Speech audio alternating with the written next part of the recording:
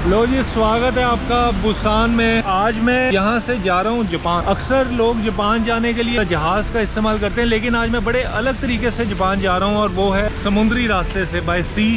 Busan station पर ही ना, ये इसी स्टेशन के अंदर से एक बहुत बड़ा फेरी टर्मिनल, इंटरनेशनल पैसेंजर टर्मिनल, जहाँ से क्रूज चलते हैं, जहाँ से फेरी चलती हैं जापान जाने के लिए। मैंने कितने की टिकट ली, क्या डॉक्यूमेंट्स दिए क्रूज़ बुक करने के लिए, कितना टाइम लगेगा, कितने अलग तरह के क्रूज़ और फेरीज चलती हैं, ये सारा मैं आपको इस वीडियो में शेयर करूंगा। तो पूरी वीडियो देखना, बड़ी इंटरेस्टिंग होने वाली है।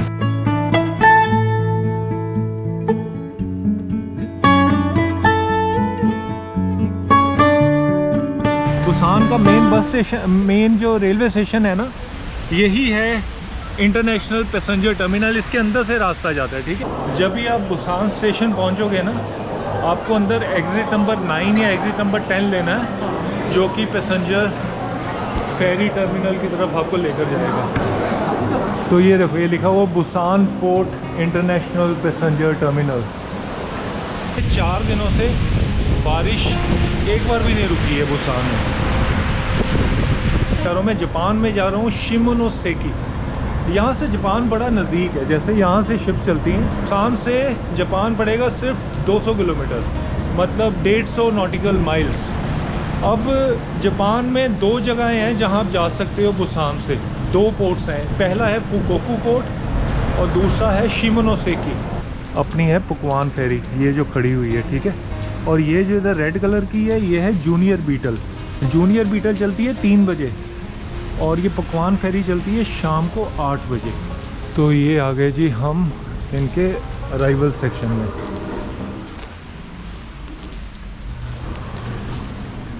ये जो नीचे वाला फ्लोर है ना, ये अराइवल सेक्शन का है। तो मतलब यहाँ से जब बंदे आते हैं ना, तो इसी जगह आते हैं। तभी तो ये आपको जगह जगह सिम कार्ड, करेंसी एक्सचेंज, ये सब दुकानें मिलेंगी। और हमने जाना है डिपार्चर सेक्शन में, एक लेवल ऊपर। तो आपको मैं नीचे, वैसे एक बार ना जब ऊपर टिकट विकट का काम हो जाए तो फिर मैं नीचे लेकर आता हूँ। बोर्डिंग पास मिल जाए ना, फिर आते हैं हम नीचे।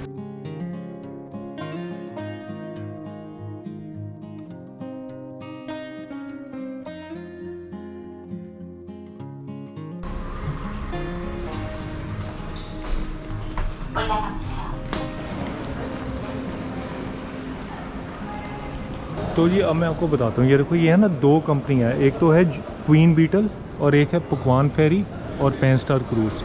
तो ये जो क्वीन बीटल है, ये फुकोकू जाती है, पुकवान फेरी जाती है शिमोनोसेकी। अब दोनों में से कोई भी सिलेक्ट कर सकते हैं। तो कल जब मैं क्वीन बीटल के साथ पास आया था, तो इनके पास अवेलेबिलिटी नहीं थी 8 मई तक की। मतलब 8 मई तक की थी अवेलेबिलिटी, लेकिन इन्होंने कहा कि आप बुक कर लो, लेकिन गारंटी नहीं है कि हमारी फेरी चलेगी, क्योंकि मौसम बड़ा ख़राब है और हो सकता है कि कैंसिल भी हो सकती है। लेकिन 9 मई को तो पक्का जाएगी, क्योंकि मौसम का जो इनका फोरकास्ट था कि 9 मई को मौसम सही है। 8 मई तक मैं बुक कर सकता हूँ, लेकिन फेरी किसी भी वक्त कैंसिल हो सकती है। तो फिर मैं इनके पास गया, पकवान फेरी के पास। इनके हैं बड़े बड़े क्रूज़ और शिप। ये कहते हैं मौसम जैसा भी हो हम तो जाएंगे। ये रात को 8 बजे चलेगा और इसको लगेंगे 12 घंटे पहुंचने में, मतलब सुबह 7-8 बजे पहुंचा देगी जापान में ये। और क्वीन बीटल है, ये है सुपर फास्ट फेरी। ये छोटी छोटी जो किश्तियाँ सी, मतलब फेरीज टाइप होती है ना, ये लेती है सिर्फ 4 घंटे यहाँ से जापान पहुँचाने में। ये पहुँचाएगी बुसान से शिमोनोसेकी, पहुँचाएगी ये लगभग 11-12 घंटे में। एक्चुअली ये कहते हैं कि 9 घंटे का सफ़र है, लेकिन बाकी 3 घंटे आप शिप में बैठे रहोगे। मुझे समझ नहीं आया एग्जैक्टली। टिकट कैसे लिया मैंने, जो क्वीन बीटल है इसकी टिकट आप ऑनलाइन ले सकते हो, ऑनलाइन परचेज़ कर लो, कोई प्रॉब्लम नहीं है, वेबसाइट है वहाँ जाकर। लेकिन जो पकवान फेरी है ना, ये पीछे, इनकी टिकट सिर्फ फ़ोन से बुक हो सकती है या तो अब यहाँ काउंटर से। तो मैं कल आया था, इन्होंने मेरे को एक रिजर्वेशन नंबर दे दिया, फॉर्म दे दिया था। कहते कल ये रिजर्वेशन नंबर लेकर आ जाना और आपको अपना साथ में पेमेंट जमा करानी है आज ही आज, और आपकी टिकट तुरंत हाथों हाथ हो जाएगी। मतलब मेरी रिजर्वेशन हो चुकी है आज के दिन की, ठीक है। टोटल प्राइस इन दोनों का क्या है, जो तो क्वीन बीटल है, क्वीन बीटल का मैं दे रहा हूँ, मतलब क्वीन बीटल का प्राइस था वो काफ़ी महंगी थी, 1.5 लाख, 1,80,000 वोन, मतलब सीधा उसका 10,000 था। और पुकवान फेरी का मैं दे रहा हूँ सिर्फ 5,000 रुपये, ठीक है। तो खैर अभी ये फॉर्म थोड़े सा मेरे को बेसिक डिटेल भरनी है और फिर मैं पकवान फेरी के पास जाऊंगा। तो जी जो रिजर्वेशन फॉर्म दिया था इन्होंने वो मैंने भर लिया। अभी मैं जा रहा हूँ अपना पासपोर्ट, रिजर्वेशन फॉर्म और अपना नियो ग्लोबल का कार्ड लेके पेमेंट करने के लिए। अरे कल एक नियो ग्लोबल के साथ इनकी प्रॉब्लम हो गई, कहते कार्ड वही एक्सेप्ट करेंगे जिस कार्ड पे आपका नाम लिखा हो, और नियो ग्लोबल मेरे पास DCB का कार्ड है, उस पर तो नाम लिखा ही नहीं होता। तो फिर मैंने क्या किया, इनको नियो ग्लोबल की ऐप खोली, उसमें दिखाया कि ये मेरा वही कार्ड है, वही नाम है, वही नंबर है, तब जाके इन्होंने माना कि हाँ एक्सेप्ट कर सकते हैं। तो ये है पकवान फेरी, जहाँ मुझे पेमेंट करनी है। हालांकि मुझे कहा गया था शाम को 5:30 बजे आना है, लेकिन अभी कितना 2 बजे हैं। कोई बात नहीं, अगर बोर्डिंग पास मिल जाता है अभी तो ठीक है, एक नया एक्सपीरियंस है। मैं तो एक्साइटमेंट में जल्दी आ गया। और यहाँ भी बिल्कुल वैसे ही चेक इन होगा, वैसा ही यहाँ प्रोसेस है इमिग्रेशन है, बुकिंग।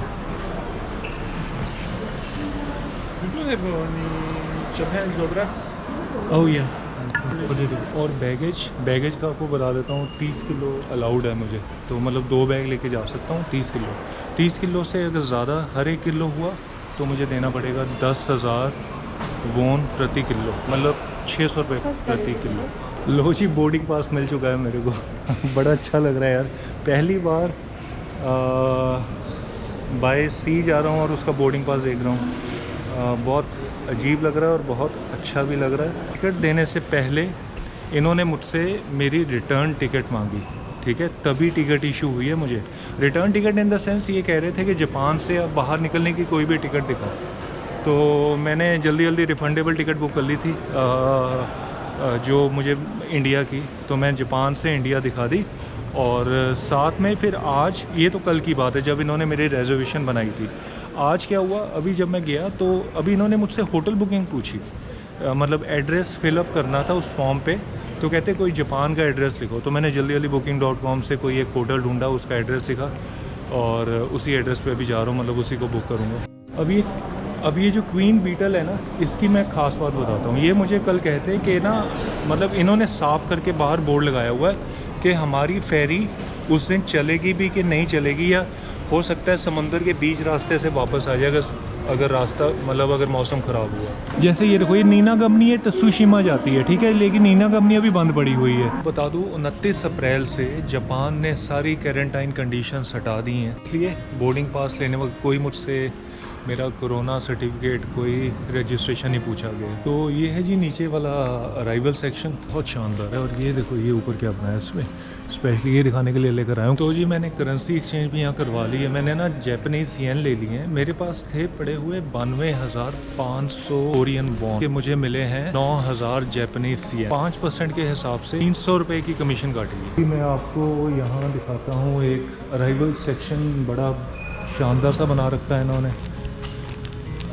मैं आपको अपनी फेरी बताता हूँ कौन सी, ये देख रहे हो पकवान फेरी, अपनी शायद ये वाली होगी, ठीक है। और जो मैं आपको कह रहा था बीटल फेरी, वो तो खैर चली गई है, लाल रंग की फेरी, बिल्कुल ये सेम डिट्टो फेरी है इसकी। इसके जो एरिया है ना, इन्होंने डॉग व्यू बना रखा है। ये गेट है, यहाँ अराइवल सेक्शन है नीचे सारा, लेकिन ये बाहर आओगे तो ये बैठने के बेंच बना रखे हैं। और वो देखो वो आखिर तक है, मतलब आराम से बैठ के अंदर, जैसे वो एयरपोर्ट पे होता है ना, प्लेन साइट सीइंग करते हैं हम, शीशे की तरफ, दूसरी तरफ जहाज़ों की लैंडिंग हो रही होती है, पार्किंग लग रही होती है, तो बस यही हिसाब किताब है सारा है। जी मैंने काउंटर वालों से पूछा कि भैया अगर अंदर खाना हो तो उसका क्या प्रोसीजर है, तो वो कहते चिंता मत करो, अंदर मार्केट बनी हुई है पूरी खाने पीने की, रेस्टोरेंट भी है अंदर और मार्केट भी है। लो जी मेरी बोर्डिंग शुरू होने लगी है, हो ही गई है कि मुझे ग्रीन सिग्नल मिल गया कि मैं उस डिपार्चर गेट की तरफ जा सकता हूँ। और तो जी हो गया मेरा सिक्योरिटी चेक की हो गया और इमिग्रेशन भी हो गया। ये पीछे ही था इमिग्रेशन पे स्टैंप नहीं लगी है, और मैंने उनसे पूछा भी, मैंने कहा कोई स्टैंप नहीं लगती, कहते नहीं लगती, तो मैंने ज़्यादा फोर्स नहीं किया, मैंने कहा ठीक है यार। तो ये है ड्यूटी फ्री एरिया सारा, ये बढ़िया गुरु, ये देखो ना कैसे आराम से स्टाइल मार के बंदा बैठा हुआ है, जैसे कितनी बड़ी बिज़नेस डील के लिए जा रहा हूँ बंदा। तो खैर कस्टम्स में को तो कुछ था ही नहीं, सिक्योरिटी में उन्होंने ज़रूर वो मतलब बस बैग निकलवाया। इमिग्रेशन में वही दिक्कत हमेशा की तरह, मेरा पासपोर्ट स्कैन नहीं हो रहा था, इमिग्रेशन ऑफिसर ने 2-3 दफ़ा लगाया नीचे, चौथी दफ़ा जाके आई थिंक स्कैन हो गया।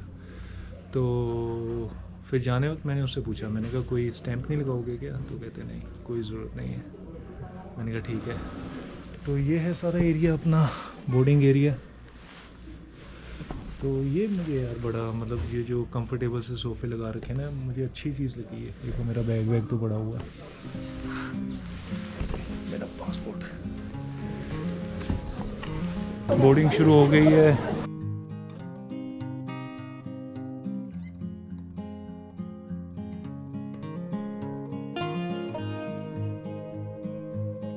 और ये खड़ा अपना जहाज़।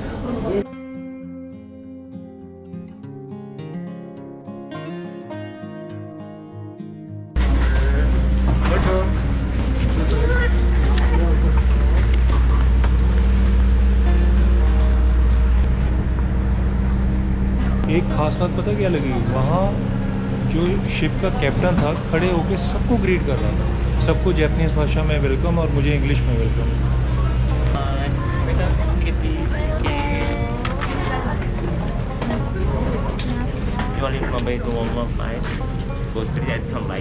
Thank you. तो जी 115 स्ट्रेट जाके राइट होने के लिए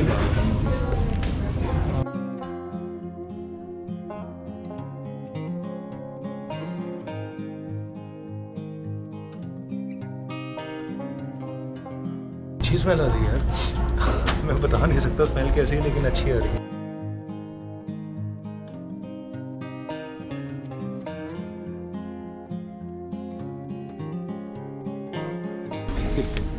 तो ये हमारा,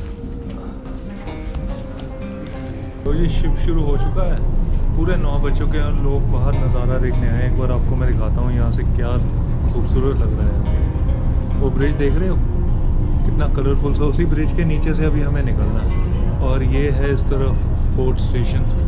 अभी तो खैर डॉक पे ही खड़े हुए हैं हम, बुसान पोर्ट इंटरनेशनल टर्मिनल। ये एंगल बढ़िया होने वाला है। घंटी चल पड़ी, हॉर्न चल पड़ा, शुरू शुरू शुरू शुरू।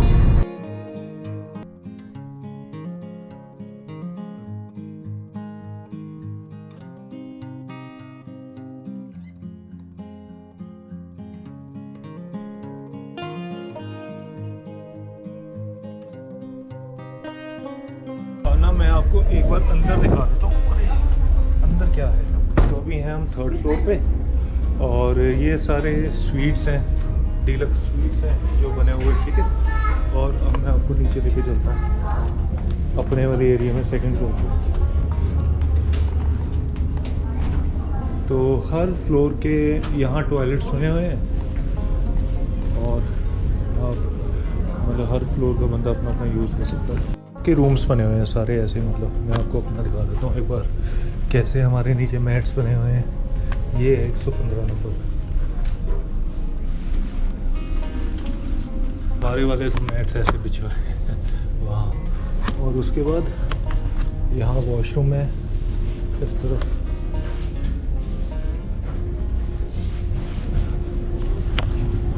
और वो आगे है डाइनिंग एरिया। और ये है कन्वीनियंस स्टोर जो 10:30 तक खुला है। और ये है सर अपना डाइनिंग एरिया, बैठ के खाना वाना खाने के लिए। और कुछ देर में सब कुछ दिखना बंद हो जाएगा, एकदम समंदर के अंदर पहुंच जाएंगे हम। भाई बहुत तेज़ चल रही है शिप यार। ये देखो, वही है ना कि सब कुछ दिखना ही बंद हो गया यहाँ। तो ये देखो कुछ भी नहीं है अब। अरे क्या, ये देखो लहरें लहरें।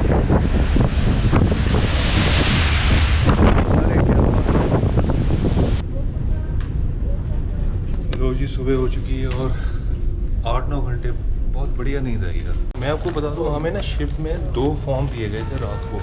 एक तो पैसेंजर डिसएम्बार्केशन फॉर्म जिसमें आपको अपनी सारी डिटेल लिखनी है, कहाँ रुकोगे जापान में, ये वो। एक दिया था कस्टम डिक्लेरेशन फॉर्म।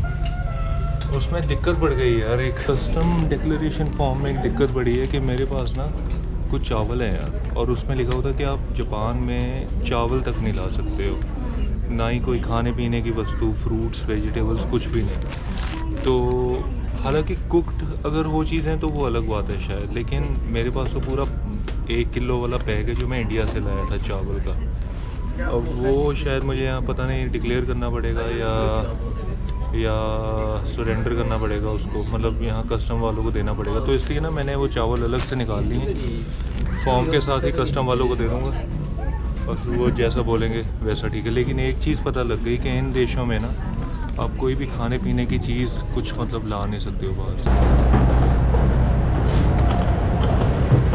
लो जी, स्वागत है आपका शिमोनोसेकी में, जापान।